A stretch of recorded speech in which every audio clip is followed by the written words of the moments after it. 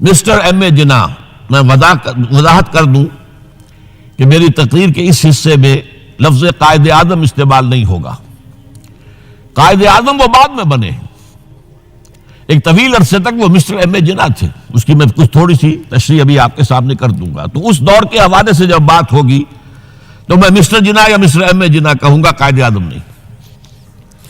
تو دوسری طرف مسٹر ایم اے جناح تھے جو بیرسٹر تھے، وکیل تھے، اور ساتھ ہی ایک سیاسی کارکن بھی تھے۔ ان کی شخصیتوں کے بعض پہلو جو ہے بہت دلچسپ ہے، بہت مختصر میں ان کا اشارہ کر رہا ہوں۔ دونوں بہت ہی یوں سمجھیے کہ قریبی ہم عصر۔ علامہ اقبال جو ہے مسٹر جناح سے صرف 10.5 مہینے چھوٹے تھے۔ جناح صاحب کی پیدائش ہو رہی ہے 25 دسمبر 1876 کو، اور علامہ اقبال کی 9 نومبر 1877 کو، 10.5 مہینے کا فرق ہے۔ مقام جو ہے پیدائش کا اقبال کا تو طے ہے سیالکوٹ، اس میں کوئی اختلاف نہیں۔ جناح صاحب کے مقام پیدائش کے بارے میں اگرچہ عام طور پر کہا جاتا ہے کراچی، لیکن حیدرآباد سندھ میں یونیورسٹی کے ساتھ ملحق ہے انسٹیٹیوٹ آف سندھولوجی۔ وہاں کے محققین کا فیصلہ ہے اور تحقیق کے بعد کہ وہ جھرک ایک مقام ہے ٹھٹھا کے قریب، وہاں پیدائش ہوئی تھی۔ بہرحال اس مسئلے کو چھوڑ دیجئے، کوئی دلچسپی اس کی کوئی اہمیت نہیں ہے۔ ایک البتہ بات ذرا دلچسپی کی بھی ہے، علامہ اقبال کے بارے میں معلوم ہے ان کا پس منظر خاندانی جو تھا وہ کشمیری پنڈت، کوئی اختلاف نہیں۔ ایم اے جناح کے پس منظر کے بارے میں اختلاف، عام طور پر مشہور ہے کہ وہ اسماعیلی کھوجے تھے، لیکن مجھے ایک عجیب اقتباس ملا ہے۔ یہ 1964 میں آپ بیتی نمبر شائع کیا تھا ماہنامہ نقوش نے 1200 صفحے کا۔ اس میں تمام مشاہیر کی زندگی کے حالات ان کے اپنے تحریر سے یا اپنے قول کے حوالے سے بڑی خوبصورتی سے جمع کیے گئے۔ اس میں مسٹر جناح کا قول یہ ہے کہ میں اصل میں منگومری کے علاقے کے راجپوت ایک خاندان کی نسل سے ہوں۔ اس میں ان کا قول سنا دیتا ہوں، میرے پاس اس کی یہ فوٹو سٹیٹ موجود ہے۔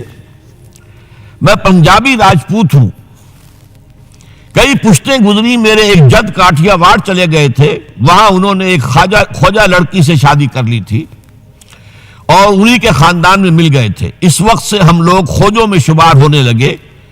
میرے وہ جد جو کاٹھیا واڑ چلے گئے تھے ضلع منگومری کے رہنے والے تھے۔ اب اس کا حوالہ کیا ہے؟ یہ بات قائد اعظم کے منہ سے اس وقت نکلی جب نواب صاحب باغپت نے کہا کہ آپ کا خاندان تو تجارت پیشہ ہے، پھر آپ میں یہ گھن گرج کہاں سے آئی؟ تو اس کے جواب میں قائد اعظم نے فرمایا کہ میں اصل میں اسماعیلی کھوجا نہیں ہوں، بلکہ میری رگوں میں جو خون ہے وہ راجپوت کا ہے۔ اور اس کے راوی ہے صغیر احمد عباسی، پرائیویٹ سیکریٹری نواب صاحب چھتاری۔ بہرحال یہ ایک دلچسپی کی بات تھی اور کوئی اہمیت اس کی خاص نہیں ہے۔ البتہ ایک اور بات جس کی اہمیت ہے، علامہ اقبال کے خاندانی اثرات میں مذہبی روح، مذہبی جذبہ جو ہے وہ بڑا گہرا تھا۔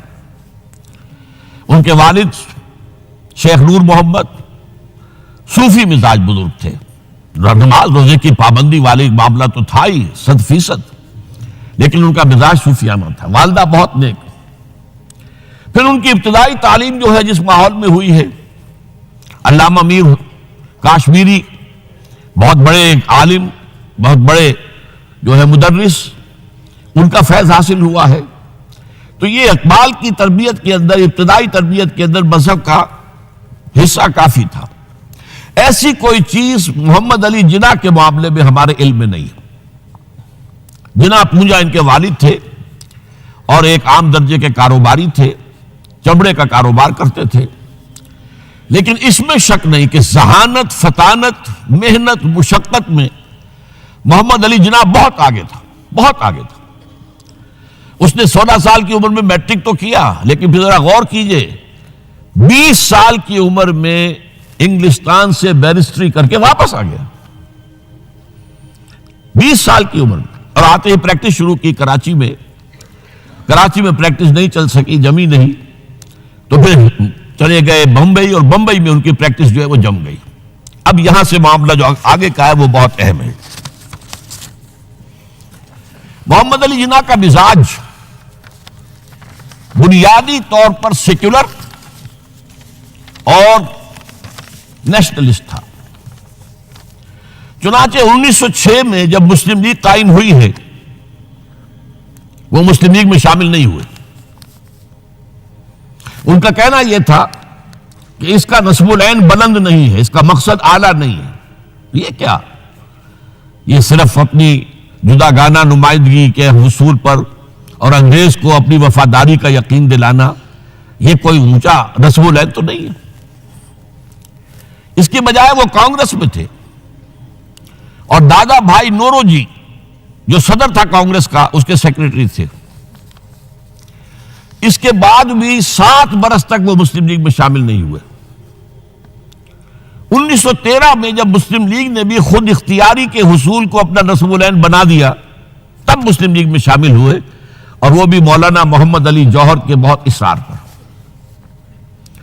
اس کے بعد بھی 1920 تک انہوں نے ڈوول ممبرشپ برقرار رکھی، کانگریس کے بھی مسلم لیگ کے بھی، اور اس پورے عرصے میں ان کا سارا رول یہ تھا کسی طرح ہندوؤں اور مسلمانوں کے درمیان مصالحت ہو جائے، کسی طرح کوئی فارمولہ طے ہو جائے جو ایگریڈ اپون ہو، جس سے مسلمانوں کی تشویش بھی ختم ہو، انہیں بھی کچھ اطمینان ملے کہ ہمارا مستقبل جو ہے وہ بہت خطرے میں نہیں ہے، ہمیں کوئی اطمینان حاصل ہو جائے۔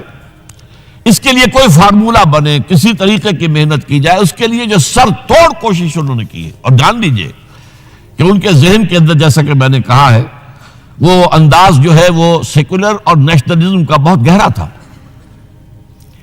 ان کو ان کی خدمات کے طفیل میں کہا گیا ایمبیسڈر، ہندو مسلم اتحاد کا سفیر، اور یہ کہنے والا کون؟ گوکھلے۔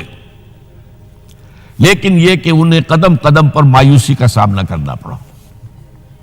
انہوں نے بڑی محنت کر کے، چونکہ 1920 تک ان کے پاس ڈوول ممبرشپ تھی، تو کوشش کی کہ کانگریس کا اور مسلم لیگ کا اجلاس ایک ہی مقام پر ہو، تاکہ لیڈروں کا آپس میں میل جول، گفتگو، وہاں پہ ان کے بھی سارے لیڈر آئے ہوئے ہوں، ادھر کے بھی آئے ہوئے ہوں، تو اس سے یہ کہ گفت و شنید سے کوئی راستہ نکل آئے۔